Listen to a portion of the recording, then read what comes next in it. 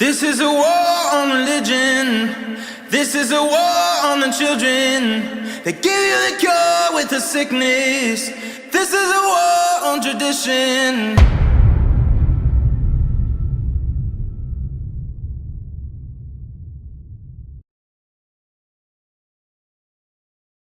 Hello, this is Dr. Kevin Cruz with the Truth, Faith, and Action Alliance, and we're excited to present our breakout session about sex trafficking and how we can take action right here in our own neighborhoods. But before we get started, please don't forget to like our videos and subscribe to our channel.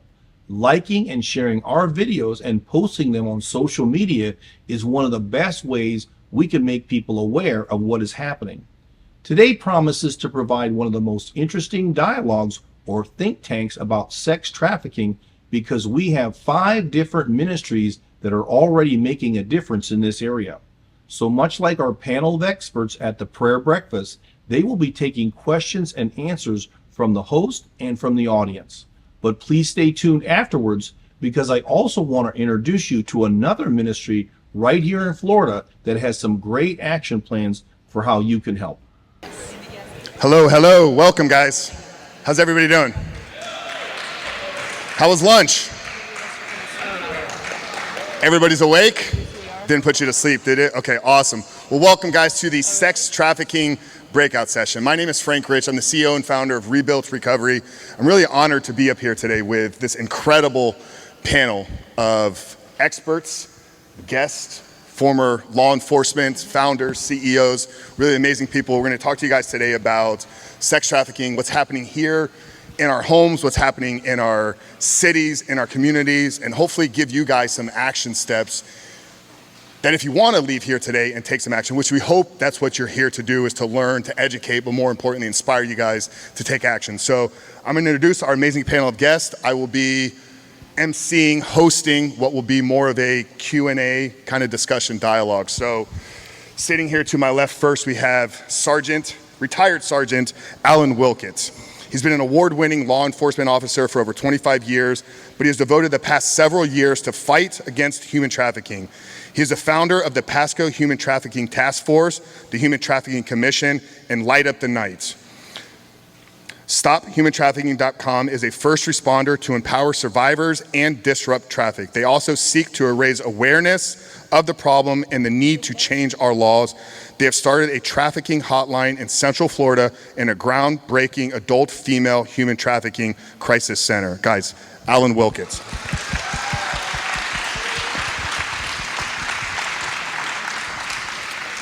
Some of you that were here this morning got a chance to hear from Nate. Nate is the founder of Innocence Rescue, correct? Their mission is to protect and preserve the innocence of children from child sex trafficking, exploitation, and sexual assault inside the United States by supporting local law enforcement. What does he do? On the front lines of the dark web battling child sex trafficking in the USA, training for officers to identify and recognize trafficking, internal forensic labs to unlock phones, computers, and other electronic devices. They provide training and certifications to run forensic tools. They do training for prosecutors and law enforcement for online investigations, prosecution, and property seizures. The ESD canines are used to locate evidence stored on electronic storage, so using canines out there to hunt these down, and provide resources for mental health for police departments and IRM officers. Guys, Nate Lewis.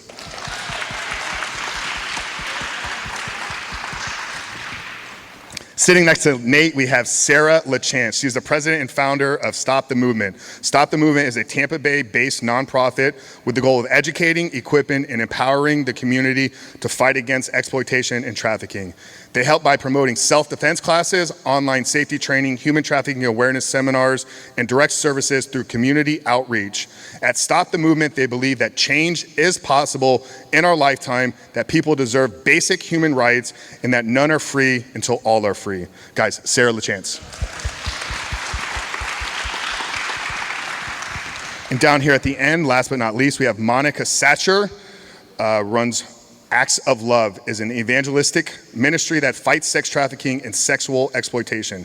Every month, Acts of Love's outreach teams take food and nice gifts to strip clubs, brothels, street corners, motels, and truck stops to bring the brightest light into the darkest places. Their team reach over 500 women in 7 counties across Florida. Their umbrella network has 5 umbrella outreaches across the United States and mentors other leaders in this fight. Acts of Love has seen over 7,000 salvations in 7 years, incredible, and is currently discipling over 200 women weekly and has helped scores of women leave the life and enter programs as needed. Incredible work, guys. Monica Satcher. Monica, we're gonna kick this discussion off with you since you're down there at the end and you have the microphone. What got you involved in preventing sex trafficking? Well, I was a homeschool mom. That was my ministry. And the Lord was getting on to me that He's called me to be an evangelist. He's called me to more than just taking care of my children. And so I'm like, well, what should I do, you know? And someone said, you should go to the strip clubs. And it sounded crazy, but it went off in my spirit. And so I started looking into it. And I mean, I kid you not, within 6 weeks, I had a team and we were in the clubs. It was supernatural. And then now I drive an hour and a half to Pasco County because this man was praying for women to come to his clubs. And that's how we know each other. And so it just took off from there. It was just saying yes and knowing that to get out of your comfort zone and to know that you don't have to be good enough. You don't even have to know how. You just have to say yes. Yes, yes. That's a lesson I think here for everybody today is you don't need to know what, you don't need to know how. It just starts with a yes. Incredible. Sarah, what got you involved in preventing sex trafficking? Well, we were just talking about this before the panel got started, but everyone's got a story. If we had time, we'd go around the room and be able to hear each person's story and what prompted your interest in coming to this panel today. But my interest was sparked years ago when someone very close to me was sexually assaulted, and there was no justice. Nothing came of it. There was no healing. There was no therapy. There was no incarceration. And as we'll talk about in a little bit, the stats are extremely high that when there's a perpetrator hurting one child, they're probably hurting more. And that didn't sit well with me. And then I moved to California and I found out that not only were people being sexually assaulted, but they were being sexually assaulted for profit. I couldn't believe that was actually happening, and that sparked a journey 10 years ago of trying to figure out where I fit in and where God wanted to utilize me, and that's why we're here today. Yeah, amen. Incredible. Mr. Nate Lewis, what got you involved in preventing this trafficking? I was introduced to human trafficking from a friend of mine, Jim Caviezel. He played Tim Ballard in The Sound of Freedom, and then he introduced me to Tim Ballard, and then I got recruited to go work for that organization. I spent several years traveling in the world in this arena, but I didn't really know why I was getting into it at first. I mean, I knew it's pretty obvious, but the people that were involved at the time were great people in the cause. But then I had my first actual experience in Northern Africa with child sacrifice, but looking at human trafficking on all different levels, not just sex trafficking. And then it was there was no way I could go back. And the years that I spent involved in seeing how it happens all over the world, I mean, there's just no way. It's like one of those things that you, like you say, you just say yes to, that you're committed. And then you see these children, and I think for me, it's the children that got me. It's just, the innocence of a child is so precious. It's like I think the finest gem in the world, the most valuable thing, and it's lost at some point. And what are we here to do to protect that? And so that's why I ended up starting Innocence Rescue Mission, is to focus here in the United States. There's a lot of organizations focused outside the United States, a lot of money spent outside the United States. We're here to support and equip law enforcement, and that's kind of where my area of expertise is, in a sense. And I know what holes and pitfalls they have, and so I said yes, and I had no idea how I was going to do it or where it was going to happen, and it's come together by God, honestly. And that's basically how I got involved. Yeah, and I think that'll really resonate with all of our stories and journeys. And, speaking of the child innocence, like this entire afternoon, this entire day is dedicated to saving our children, right? And I think rescuing or restoring that innocence is really sitting at the core of all of that. So love that, Nate. Mr. Wilkitt, Sergeant Allen. Thank you. First of all, I just want to address a couple of things. I've had an opportunity to work on a local level and in this fight with the two ladies sitting over here on my left. Both of them do incredible work. Monica made the statement. She said she kind of got involved in Pasco because she came up to my clubs. I just want to make sure that no one goes out of here and says he owns a bunch of strip clubs in Pasco.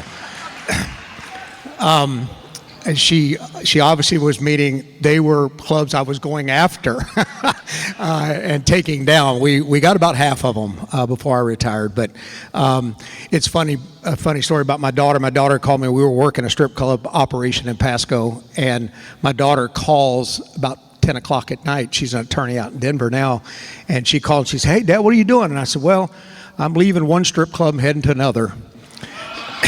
And there was this big, long, awkward pause, and she said, "Okay, Dad, I know you're working, but you probably shouldn't tell your daughter that." So I have to be careful when those things are said. What got me into this was first of all, I was well into my career when I first, and I'll never forget, first hearing the term human trafficking. And my gut reaction as a cop was, human trafficking, that's not happening here. And the TVPA had just been passed in the year 2000.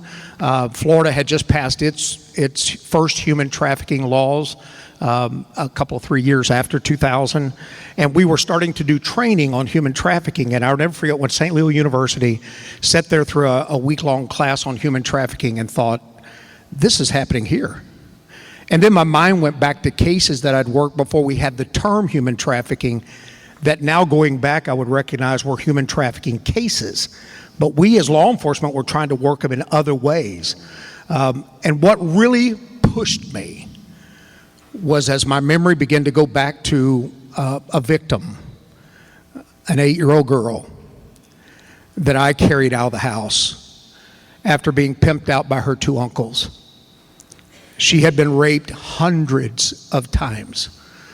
I'll never forget bagging her little dress because her uncles would dress her up as a birthday date for strange men to come in and violate her in ways that are unspeakable.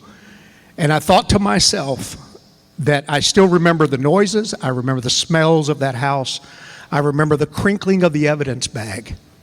And I said to myself, as long as God gives me the strength, I will fight for every one of these girls. I will fight for every one of these boys, because these are God's treasures and they deserve a life of freedom and happiness.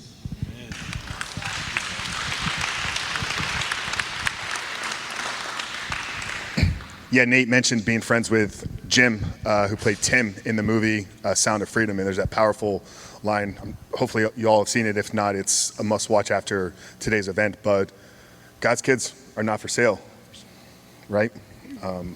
There's also a line in there that says, when God asks you to do something, you don't hesitate. Yes. Yeah.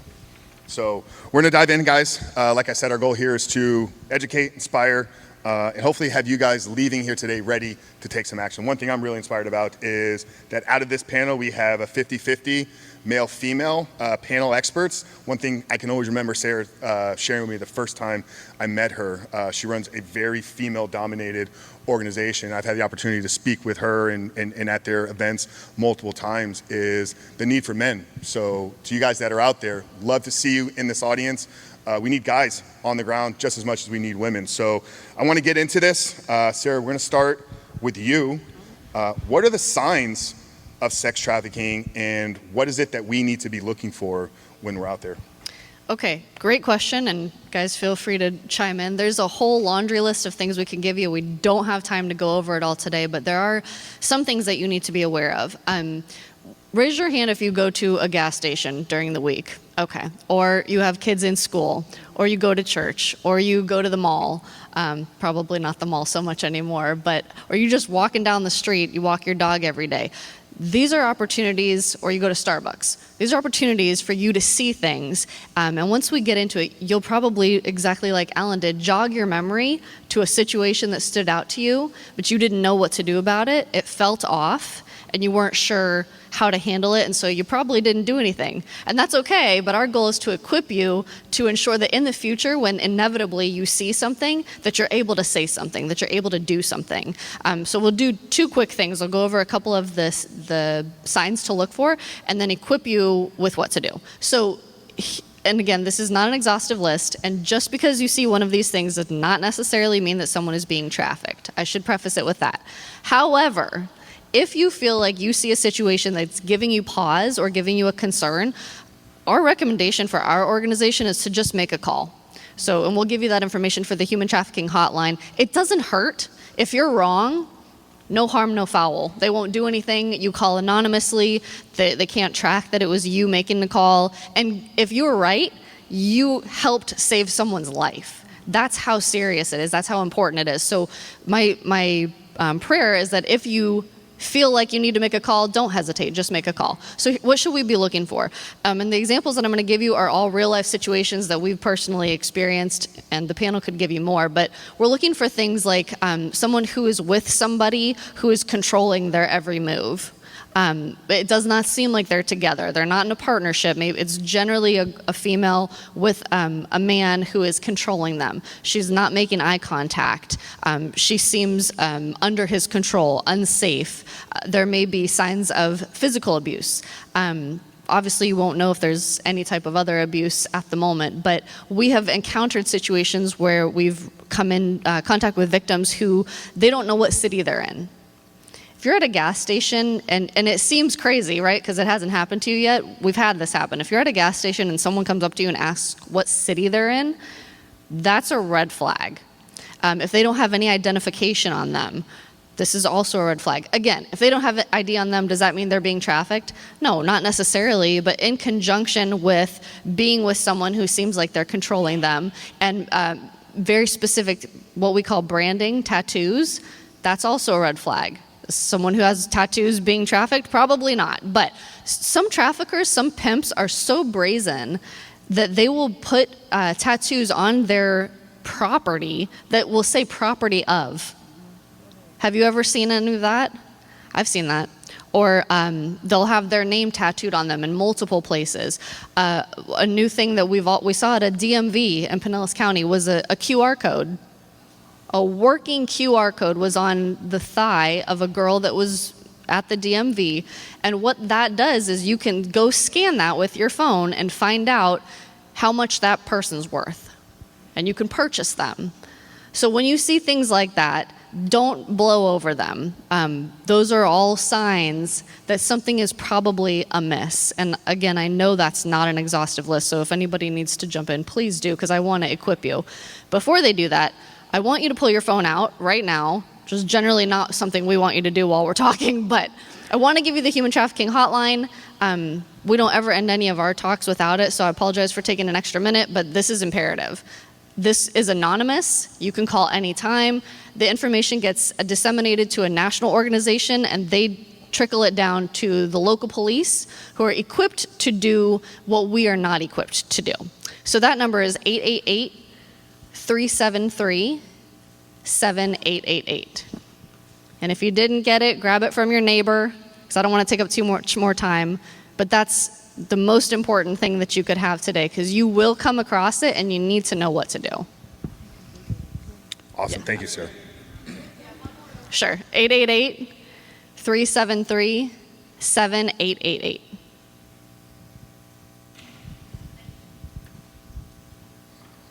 Awesome. So we know the signs. We know who to call. I want to come to Alan and Nate here, because I think all of us are thinking, well, if this is the issue as big as these guys are talking about, like, this should be something that our local law enforcement is addressing and has a good handle on at least attacking it. But I think both of you are sitting here because you both have recognized that maybe the local law enforcement isn't doing the best job at it. So Nate, coming to you here, why isn't law enforcement able to stop sex trafficking, and what can we do here to help? Well, this is a complex question. Law enforcement, the current situation they're in is they're completely underfunded. The resources aren't available. The manpower isn't available. There are certain areas that I've experienced where they don't even think that it's happening. They also, to their own credit, they don't know where to start. So where do they begin? And so those are just kind of off the surface reasons why. And to get a little more granular is, there was a time period in America where if you were a cop, you got spit on and things thrown at you, and it was horrible what was going on. And then people were retiring earlier. I'm sure you know this, and the recruit number levels were low of recruits coming in, and it's just this kind of, I don't know, feeling of what was going on, even for police. And you're talking about first responders, and I work with guys, I'm sure you as well. I look at them as like the guy with the shield and the little kid under their arm, and they're actually the guardian angel, the protector of these children, and then they're getting just barraged socially, which I think is horrible. I know I kind of went off topic, but the reality is the government at this point in time, the government is not going to provide any more funding at this moment. There are task forces, and they are getting way better. So don't get me wrong. I'm not saying that there's not anything going on. There is. Thank goodness for that. And it's catching on, and people are starting to realize, and there's a lot more, as you know, and we were talking about earlier, they used to be volunteers, these girls. Now they're victims, and they're treating them that way. So before it was an interrogation, and now they're actually building relationships during the rescue. And there's even training now for officers, which I think is so amazing, to become a professional, I call it relationship builder, because those girls are in a very vulnerable situation, especially when they've been trained that law enforcement is the enemy, right? And they think they're in trouble and whatever it may be. And so the resources is probably the largest thing. That's why we exist. So we are just the bridge between the people and the police. So we provide grants to police for training and for equipment and tools to do this stuff, so that they don't have to use their own budget. They don't have to send people to training. They don't have to do all that. We are there to do hands-on, everything that they would need to basically teach them how to fish, give them the equipment to fish, and let them go out there and fish. And then we can scale that across the United States, funded by the people of the United States. So we're lacking resources, as a whole in the United States for law enforcement, and we're here to serve our communities through law enforcement, and that's an opportunity for everybody here to do the same. Part of our model, and I'm going to pass it off here in a second, but we feel like there's so many people. Look how many people are here today to talk about this, and you want to do something about it. And everybody asks the question, what can I do? What can I do? I'm going to tell you right now what you can do. We can start a fundraiser to fund your local police, and you guys can all fund it, and then they can get the training and the equipment that they need. You know where they're going to spend it? Right in your community, and they're going to clean your community up. It's not going to Thailand. It's not going to Mexico. It's staying in your community, and that's what's important, is you guys can do something about it, and you can talk about it. We can do awareness events and stuff like that. So I think the resources and the tools and the training is really where we need to support our law enforcement. I'm on the law enforcement side, just so you know. I have spent a lot of time in aftercare, but I'm looking at hunting predators and making as many arrests as possible. And how do I train other law enforcement departments to arrest as many people as possible and get into the organized crime part of it, which, as we can talk about, so much more, the seizures and all the other stuff. I mean, they're all with drugs and illegal firearms, and it just goes from there. So resources. That's part of the biggest issue. Yeah, we were talking inside the other building earlier about refunding the police and overfunding if possible. Alan, if you can speak from your personal experience as somebody that was in the law enforcement, mentioned the lack of resources, but even the limited resources that we have, how much of it in law enforcement is going towards trafficking and why? Yeah, thank you, Frank. Before I actually answer the question, let me make a disclaimer. Because I am a very controversial guy, because I have a tendency to say things just pretty brutal and blunt. I'm here actually representing Tomas from United Abolitionists, who was supposed to be here and couldn't go. So I am a very cheap stand-in for Tomas. So anything that I say that's good, please credit Tomas with that. Anything that I say controversial, it's my opinion, okay? Don't hold it against him. A couple of things that I'll say very, very quickly is, first of all, we have to understand the nature of trafficking. Nate said it well, and I won't spend time talking about underfunded, lack of resource. All of that is very true. It's also relatively a new crime. It just got passed, now not a new crime as far as being done, but being able to charge somebody with human trafficking was only federally framed up in the year 2000, and Florida was 3 or 4 years after that.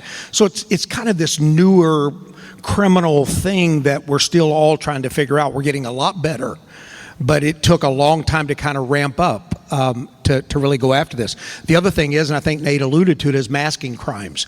Human trafficking masks itself as other criminal activities. Prostitution.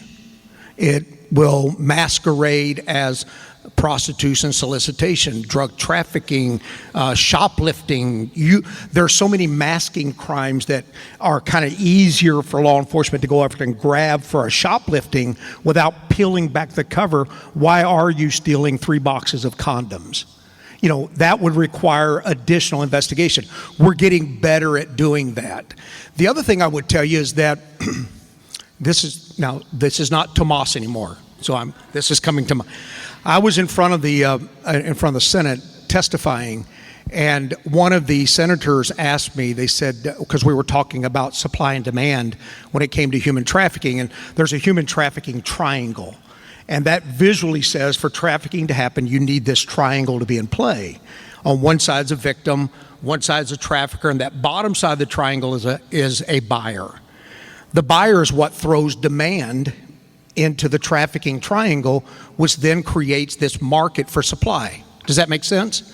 And when we talk about that, we've used the term $150 billion a year for at least 11 or 12 years in our presentations. The International Labor Organization just revised that number, and that number went up 37%, and now we're looking at $236 billion a year. NASDAQ came out with their 2024 report and has it at $346 billion. And between trafficking of humans and trafficking of drugs, those 2 criminal activities alone account for over 1/3 of all illicit criminal activity in the world. Think about that. How much money's driving this. And if money's driving it, who's involved? Who's the buyer? Well, predominantly it's men. Not exclusively, which is why Frank said we need men engaging. We need men confronting men, period, in this fight. We have depended on the women to carry this fight against this criminal activity for way too long. It's time for men to stand up, get a backbone, and confront other men and say buying another human being is not acceptable. It's just not acceptable. So I'm testifying from the Senate. Get off my story, and I'll be quick. I want to wrap up. I didn't mean to even talk much today. But I'm testifying from the Senate. This one senator asked me, well, Alan, why is it that we can't really go after the buyer? Which I thought was kind of because they're the lawmakers, and I'm thinking, well, that's kind of interesting. But me being Alan, said to them, as I looked at this dais of men, predominantly one woman, the rest were men, setting up on this big dais, looking down at this little podium that you're standing behind. And I said, because, Senator, the buyer looks just like you. And the senator looked at me and said, what'd you say, Alan? Well, don't ask me a question if you don't want an answer. So then I looked the other way and said, because the buyer looks just like all of you. Why? Because the most common buyer, now again, it's not exclusive, but the most common buyer is a white male in his mid to late 40s, makes over $100,000 a year, and is in positions of power and influence. So you tell me why we can't go after this crime. And then when I do arrest a buyer, do you know what he gets? A misdemeanor. But if I arrest the victim gets a felony. So it's time for us to really look at the buyer again and say this: you are equally culpable for the trauma being inflicted on the victim as the trafficker is. And if the trafficker's copping a felony, it's time for the buyer to get a felony and let them know it's not okay to buy humans.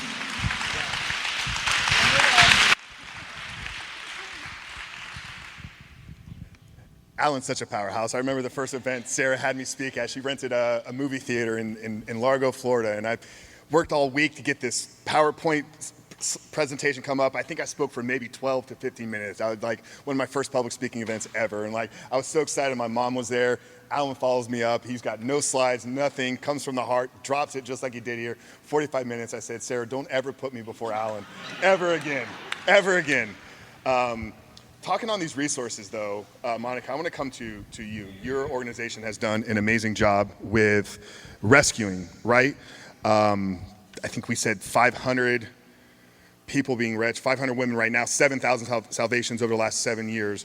What does rescue involve, and what kind of resources are needed on your side to get these victims rescued? Well, what we do specifically is we go to where they're being trafficked. And you can testify if you go in to see a sign ordinance, right? And you connect with any of the women, when you leave within 10 minutes, she'll be moved. We go in, we'll spend 30 minutes with them, exchange phone numbers. Church ladies are harmless.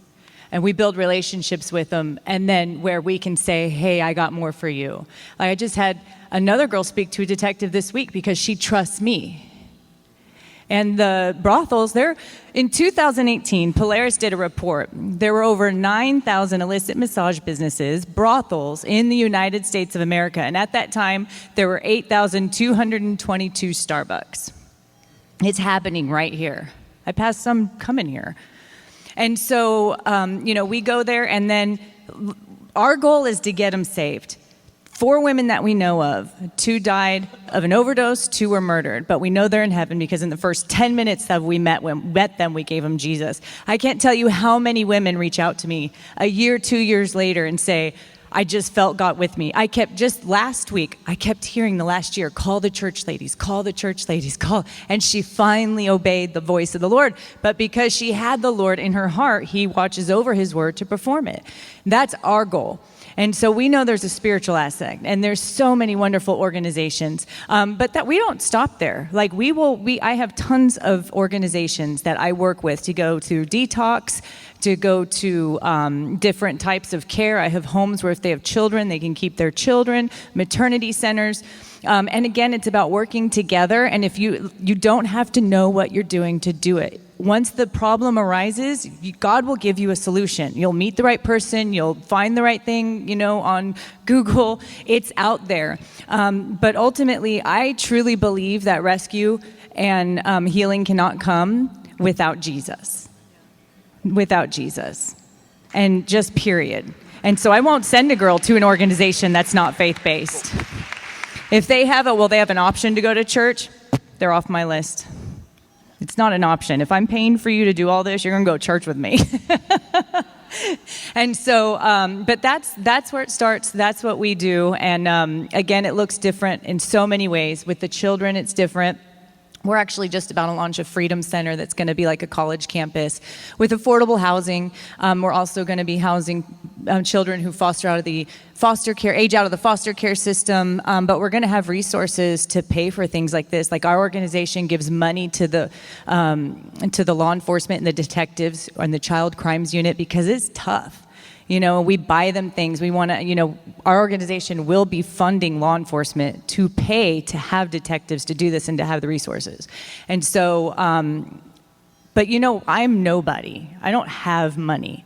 But I have a vision in my heart, and I have a big God. And I have people like you that are willing to say yes and write checks. And so that's the important of getting it together. And so, and when you talked about the awareness and what it looks like, the Sound of Freedom, I was so blessed to get to watch it with President Trump at his Bedminster Resort with, the producer and the actor and all those fancy names.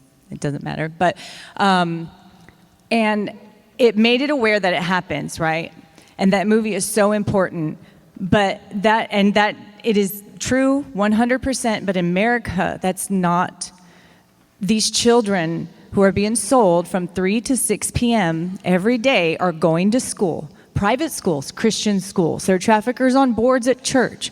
They're going to church. Your kids could be playing with them. You're walking by them in the park. And so that's why if something seems off, don't hesitate, because the Lord will tell you something or show you something in the spirit that you wouldn't otherwise know. And you cannot wonder. And I might be jumping ahead there, but when it comes to children, you don't investigate. Pastors, you don't investigate, you don't ask questions. You call law enforcement, because you can muddy the waters of a prosecution if you start asking questions what happened, and so you just immediately call law enforcement. I'm sure that'll be covered, but that's important. I wanted to say it, but I'll stop talking. Yeah, no, amazing. Sarah, we're going to come to you and stay on the topic of children. But that may be the first time anybody has ever referred to themselves as a nobody, and then in the following sentence said they watched a movie with the president. I was just saying it's a big deal. Did you guys catch that? Yes, sir. That's a big deal.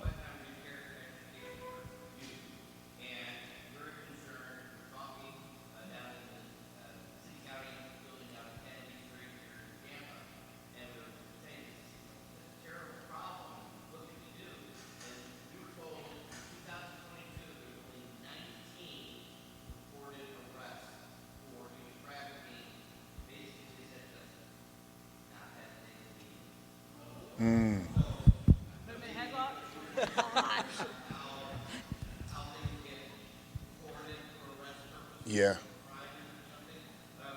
Take that one. My point was, I'm nobody. That's what that did too. Hopefully, I was trying to put things in. Oh well.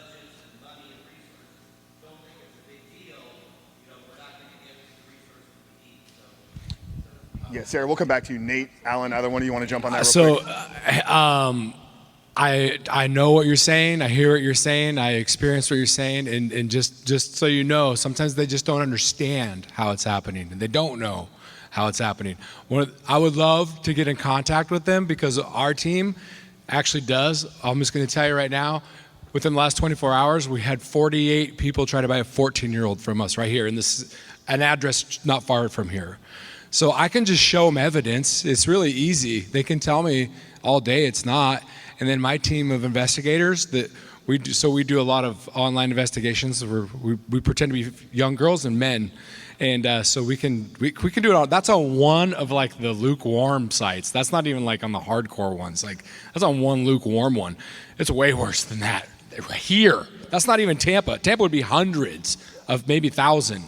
So I would love an introduction, and we can just present evidence. So you're either uneducated or Yeah. liar. Exactly. Yeah, Sarah, coming to you. Obviously, we're here today, save our children. By show of hands, parents in the audience? Okay, so large contingency of parents here.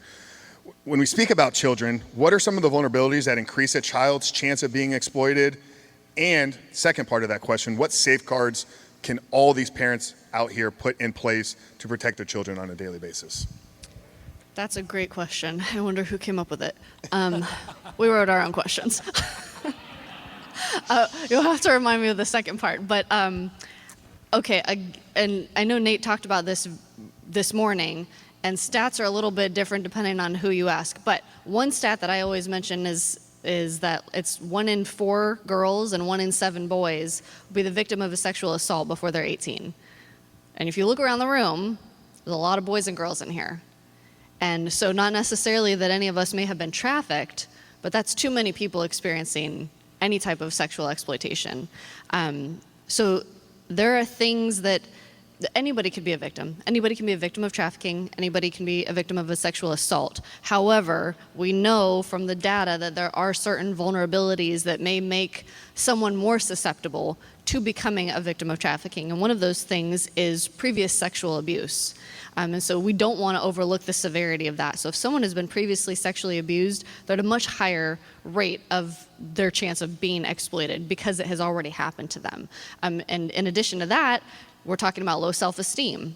We're talking about people who are struggling in school, and all of these things are connected. Cyberbullying is a huge connector that we're seeing right now that's leading to, and how does that make sense? Well, because if your kid is being cyberbullied and it's relentless and they're not getting a break from it, whereas when we were growing up, we got bullied at school and then we went home and we got a break, they don't have a break now. So it's constant, and then if someone reaches out to them, like Nate said, they're pretending to be a 14-year-old girl, someone reaches out to your kid pretending to be a really cute 16-year-old boy and tells your teenage daughter who's being bullied all of the time, wow, you're really pretty. Or really, the color of your eyes is so pretty. What school do you go to?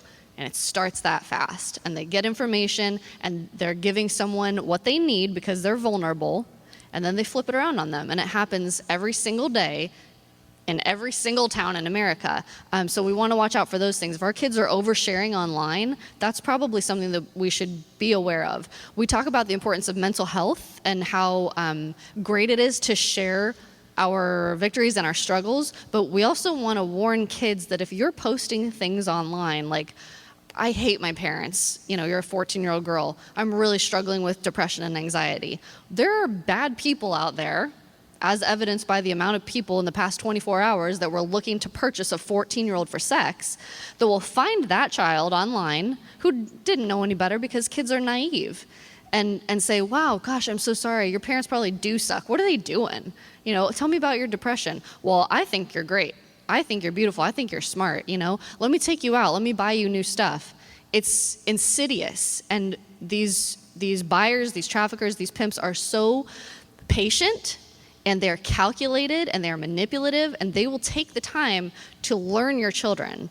Don't think that they won't. So that leads into the second part of the question is, what can we do? The first thing that we tell, since we're speaking to adults, the first thing we tell parents is you have to be aware of the situation. You cannot stick your head in the sand anymore. That doesn't work. It's never going to be effective. And the other thing is, you also can't just take technology away from your kids. Would we like to? Sure. But technology is now, and it is the future, and it isn't going anywhere. So we need to equip our kids with what to do rather than scare them into never utilizing it. Because what happens when they move out? Then they're fully unprepared for what the world has to offer. So we shouldn't expose them, but we should equip and empower them to know how to utilize technology appropriately. And that begins with you knowing what's on their phone, with you knowing what videos they're watching on YouTube, who their friends are online, what social media platforms do they have, who are they talking to? And we have to have the conversations. And I'll let you know right now, they're not fun, and they're awkward, and neither one of you is going to enjoy it. So if that doesn't ramp you up to have it, I don't know what will. But it's necessary because love is active, it's not passive. And so if we don't have these conversations with our kids, I promise you that they're having them with each other, and kids don't have the appropriate information. And so they're sharing this stuff, and it needs to be coming from us because we love them more than anything. There's a question, I believe. Thank you. We need to educate, we need to give answers and action, not just to our people, our children, but also to our fellow man, our citizens. Thank you each. I have a question. Did you know that Hillsborough County and Pasco County have revolving door policies of catch and release of the illegal aliens that are arrested and put in your jail? They do not have the ICE 287G program to have ICE come and pick them up and deport them. That is Hillsborough and Pasco County. Did you know that there is also 20 other counties throughout our state that also have revolving door policies of catch and release of putting illegal alien immigrants back into our community? Did you know that there is over 3,000 sheriffs throughout our nation, and only 130 of them are actually using this policy, ICE 287G, to take illegal aliens and deport them? Please help us share that message. Thank you for letting me ask you that question. Did you know that? Thank you. I want to add real quick to what she was saying. When she was talking about conversations, I have 6 kids, and I train women. We do in-home encounters. People will bring their friends over and watch videos that we send them and have conversations. These conversations are not a one-time thing. These conversations are daily. My daughter went to a friend's house after school. One of the moms brings her home for me when I'm working. And she had been wanting to go over. I had peace about it. I said, just have her call me real quick so I can say hey. She's like, okay, she'll be fine, whatever. I was like, yeah, I'll just talk to her real quick. And the conversation I tell them every time is listen to the Holy Spirit, follow your gut if they don't understand that. And I always ask, who's going to be there? Is there anybody coming to visit, any family members or neighbors planning to visit? And I tell my kids, stay out in the open. Don't go off anywhere, even with children. Don't stay behind closed doors. If you feel uncomfortable, tell them you feel like you're going to throw up and you need to go home, call me. And I teach my children, I have quiet, even though I'm an extrovert, I have introvert children, but they know when to be extrovert. They know how to set boundaries. My teenage son, I was trying to give him hugs and kisses. He goes, no. He goes, I'm trying to set a boundary, like, like they know. And so, and with your sons, great times for conversations are in the car. They're in the back seat, you're not face to face, it's not awkward, and you're having conversations about masturbation, you're having conversations about pornography, you're having conversations about how to treat women, how to treat yourself. And then when they go places, even school, every day, what was it fun? Yeah, and they'll just have little dumb, and that's what you want, is little easygoing whatever. What made you happy? What made you sad? And when they're older, I ask them, I say, did you have a check? Did you, in your gut, did you have a bad feeling about anybody or anything? Did anything make you uncomfortable?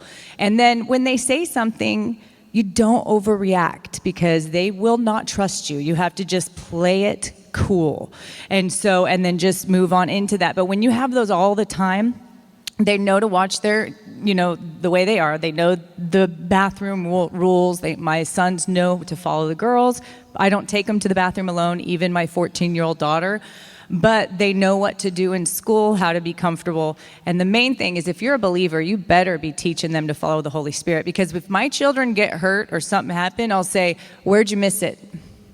And I'll make them look back and try to see where the Holy Spirit said, don't take that turn, or don't go to the movies right now, things like that. So they can learn to avoid that. Sorry. No, it's great stuff. Amazing. Nate, I want to come to you. Sarah did an awesome job of talking about some of the things that parents can do monitoring their child's social media, looking at the things that they're posting. Hey, you said this thing about being unhappy here. Your organization has done an incredible job leveraging technology and social media. You even mentioned here in the last 24 hours what you guys posted. Yeah, don't mention it. I'm not going to mention anything that you share with me, but what role is social media playing for the traffickers? How are they using these different platforms? Are there other sites out there that maybe aren't the mainstream ones that we need to be educated on? So speak to the social media for a bit if you can. Well, it's a majority of it's happening online and with social media, with trafficking. But I would say more importantly, we talk about predators. She kind of talked about this a little bit earlier. I think in 2022, there was 22,000 reports of trafficking, which we know is way more than that. But right now, 1 in 8 of you have been sexually abused. That's 42 million people that are survivors of sexual assault. So you got to understand, I think, when you're looking at social media, there's predators. Like he's talking about arrest the buyers. We'll call them predators. I call them predators because I like to hunt predators. That's kind of like what I like to do. So here's how it's happening. This is a true story. I would testify. We could go to Congress and go after them. And I'm going to tell you, it's Snapchat. I'll just call them right out. So when we put an undercover false ad, or it's not even an ad there, it's a profile. We start building it. Within 14 minutes, we had our first 39-year-old soliciting that girl. Within 4 days, and that's part-time because so much going on, you just kind of open up Snapchat and just like, accept, hundreds and hundreds, right? And then all of a sudden, bing, bing, we videoed it. We'll probably have a video at some point if we ever go public. But within 4 days, we had 450 Dr. 69s friending us and talking to us and communicating with us, a 14-year-old, on Snapchat. Yes, I'll say it, Snapchat. And they can come after me all they want because they can't back it up. They're enabling it. They're enabling it.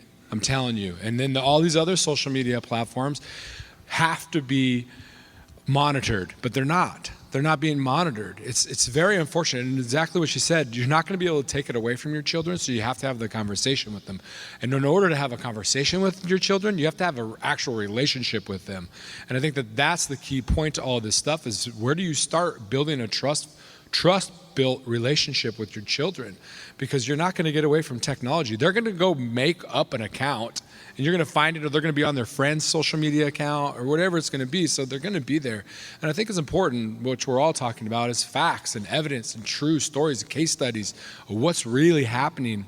One of the most effective things I've seen is when parents come and say, like we do these child safety, online safety, like things like this. And they bring their child and they don't want to be there or whatever. But when their child listens and hears what's going on and how it happens, they actually say to their mom, I'm so sorry I never listened to you. And then the parent will say, wow, that conversation that was so difficult to have, we just bridged it because they just saw the truth. They're not going to listen to their parent. right? And so when they get into a space where they actually might be open to listen, and you do it in a way that they're going to understand and listen, and give them real stories. The best thing is to have, like, if you guys even have survivors where they can give their own story if they're willing to. That's powerful. It's powerful because it makes it relatable and it makes it true to them. Social media is, we don't even do social media, other than we target people on there, but it's a bad place. They're enabling it. They're also promoting so many things. Imagine when you were a kid, or when I was a kid, I'm sorry, like the most illicit thing was like this Sports Illustrated swimsuit issue, you know? And if there were, and there was always like this thing is like, hey, what's that back room in Blockbuster, Dad? You know, it's not like that anymore. Or how about, hey, don't take candy from the stranger. Or who's the creepy dude at the playground? Well, guess where the playground is? Not outdoors. It's in their bedroom behind a closed door, and the stranger that they're taking candy from is on their phone. And they're communicating with them, and they're pretending to be a child most of the time. And then they're going to, and you guys have probably heard all the stories of what they're doing. But you got to educate them to let them know that 14-year-old boy named Nick who thinks you're really cute isn't Nick, and he's not 14, and probably doesn't live in the United States. And then when you start sending innocent pictures of you in your bikini at the swimming pool, because of course you go in public in your bikini, those pictures are now being sold, and you're out on the internet at 12 years old. And then it kind of progresses from there. I don't need to go into the details. It's prominent. That's why, I guess maybe even talking to this gentleman's point, it's so important, even for prosecution. Somebody was mentioning some stats earlier, but I would challenge the stats, and I'm not going to repeat them because I don't know if I can trust that source, but law enforcement and prosecutors need to be trained on how to build these online evidence-based cases so that they can prosecute them and put them away, because it's all digital. All this evidence that's being gathered is digital evidence now, and it's happening on those sites.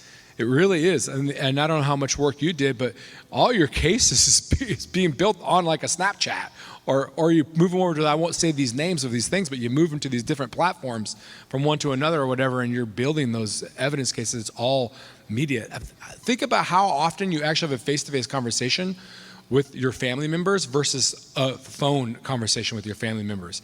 It's the same way, but worse, because they feel safe behind a screen, right? And they have a fake name. And some of these accounts, they don't even verify you. It's not even a real, you can just make stuff up. There's no verification. And you can say you're 19 and click the box, I'm 19 and I swear I'm 19, and you're on these sites. So it's prevalent. It's one of the, I think, downfalls of our society. I don't know what to do about it, but hunt them. For those that are using them, go after them and use some of the techniques that they're using against our kids, and go after them with the same technology. So they've boxed me into 2 minutes. And so I'm just going to make a couple of statements. The most dangerous place for a child to be today in America is alone in their bedroom with a digital device. We look at it from 3 gateways: social media, which is both synchronous, asynchronous, and no synchronous. So social media, apps, which, we all put together little apps you should watch out for, but they evolve so quickly that's almost dangerous to do. And then gaming systems. Most people don't realize gaming systems is a wide open gateway into your child's bedroom as well. So just being aware of that. My last point to you is I had an opportunity, and I won't share exactly but I had an opportunity to see military grade AI. Law enforcement has a tendency to look in there's 3 levels that we tend to look at: close proximity, what's right in front of us, how do we attack that? What's on the horizon, what do we see coming, not quite here yet, but it's coming. What's over the horizon?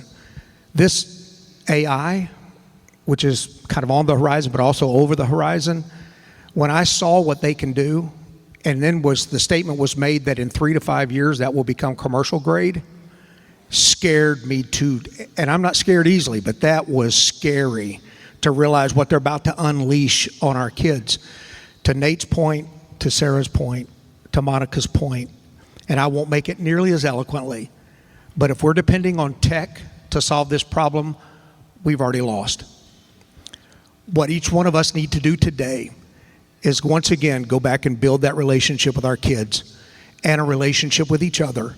And we need to go back to talking to each other, loving each other, because tech, no matter how good it is, you can talk about Bark, Protect Young Eyes, Net Nanny, you can go through all of those, and I'm for all of it. I'm for all the above. But if we're depending on tech, we've already lost. The only way we're going to win this is to do what Jesus told us to do, and that's to love one another, to build that relationship, and that's it for me.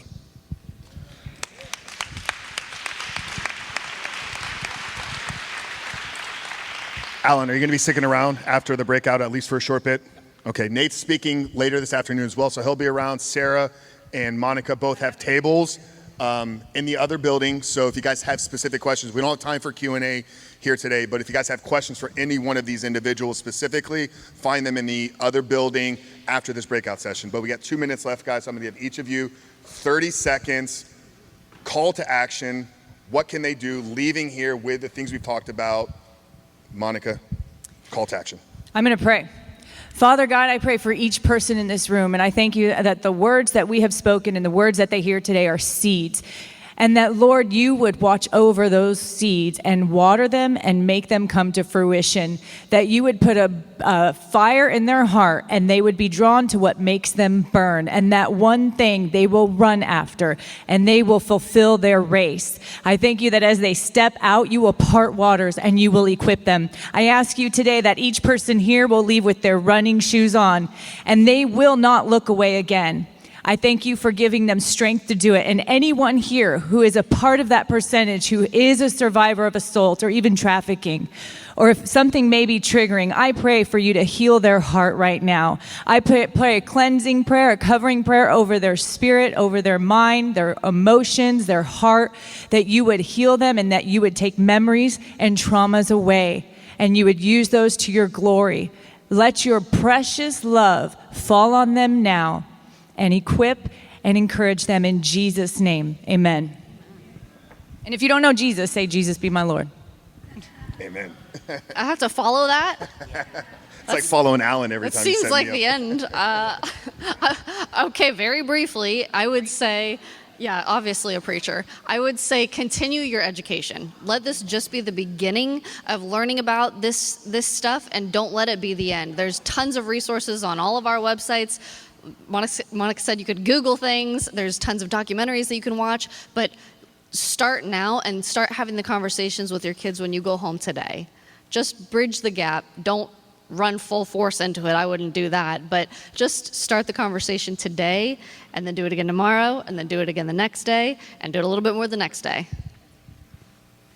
Yeah, and I'd say even to follow up with that after you get educated and you know how to speak very well on certain things, if you do know law enforcement or you have those relationships, like start talking to them, just like you're talking about with the department that doesn't know. Maybe there's ways for you to help, you know, because I understand, but it's not to their own fault, you know. So maybe just helping to educate your community in all aspects, and that would be kind of my suggestion.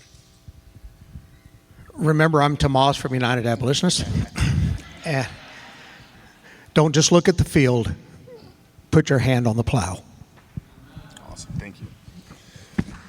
Guys, give it up for our amazing panel of experts here today. Thank you for taking your time out here with us over this hour. 2 things for me as we wrap it up. I always share these when I get a chance to speak at events like this. I mentioned at the beginning, I run an organization called Rebuilt Recovery. We help guys that are struggling with pornography addiction. I also host the Superhuman Life podcast, and we've been having conversations around this topic for the last 5 years. About a year ago, I had a gentleman on my podcast, Alan White. He wrote a book called Alan Smith wrote a book called Men Fight For Me. And during the interview, I asked Alan, what was the inspiration behind writing this book? I mentioned it was great to see so many men in the audience here today and also on this panel up here today. When I asked Alan that question, he said he was sitting in an event just like you guys are here today. And at that event was a victim that had been trafficked her entire life. Over 10 years of her life, she had been a victim of human trafficking. She was going on and talking about her experiences. And she said, every guy I came into contact with during my time being trafficked was a man. Every person that purchased me for sex was a man. Every person that was exploiting me and was trafficking me was a man. So I have a heart for men. That's what I do for a living, is I coach men. I help them find better purpose in their life. I help them level up and become the men they're called to be. She said, I'd reached a point in my journey where I looked out and all I wanted was a man to fight for me. And that moved Alan, it moved him to leave his full-time job, join an organization called Saving Innocence, and write this book. So my call to everybody here is to don't let this conversation end here today, but more specifically to the men in the audience, don't let this conversation leave you. You all have something, a gift, a skill set, resources, connections, whatever it is. Nate's organization, Sarah's organization, Monica's organization, Alan's organizations need help, whether it's design, writing, marketing, networking. It doesn't always have to be about the money. The other resources can be some of your skill sets. And last bit, there was a quote by Albert Einstein that the world will not be destroyed by those who do evil, but those that sit back and pretend like it's not happening. God bless you guys. Thank you for joining us, and enjoy the rest of the day. So we want to thank our special guest today, Frank Rich with rebuiltrecovery.com, for being our master of ceremonies today. Of course, we also want to thank Nate Lewis from the innocent.org, who was also our main speaker in the conference. We also want to thank retired Sergeant Alan Wilkitt from stophumantrafficking.com, Sarah LaChance from stopthemovement.org, and finally, Monica Satcher with Acts of Love Ministries.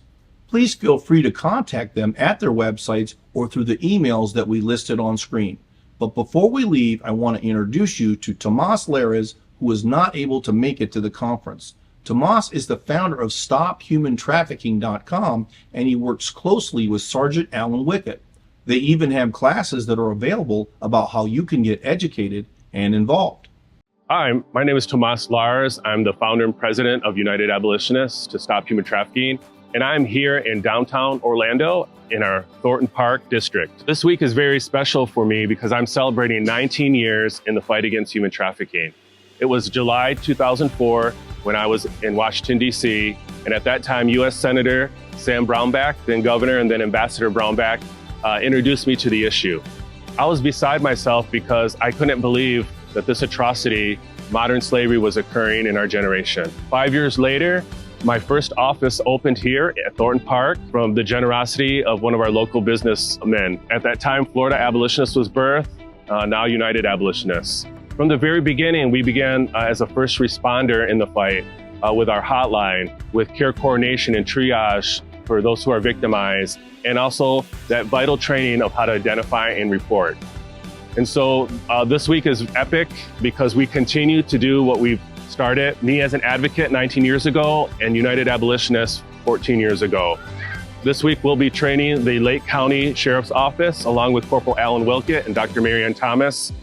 Every single officer under Sheriff Grinnell in Lake County will be trained this week on human trafficking, not just the 101, but what are the trends in Lake County. And so this is something that we believe that every first responder should learn training and trends because every community is going to look different. So this is all occurring because of our partners and our friends who have been with us from the beginning and our new friends and partners. And I just want to thank you because together we can fight human trafficking in our communities. We can stop this atrocity from happening to one more person. Thank you. In 2024, we are really going to be seeing the development of our Training and Learning Center. We have a learning management system now. We're going to be featuring Human Trafficking 101, 201, and 301, a variety of modules that people can pick, whether it's online safety, learning about how to care for those who are victimized, just a myriad of trainings that'll be available to individuals, to corporations, and to the faith-based community. So 2024 is going to be the year that we really develop really the learning and the training that the community has been requesting. Once again, we want to thank all of our speakers that were able to come to the conference. I encourage all of us to engage with them on their websites or by sending them an email. I also don't want to miss the opportunity to explain that the internet system described by Nate Lewis is something we are actively trying to raise money for here in the Tampa Bay area.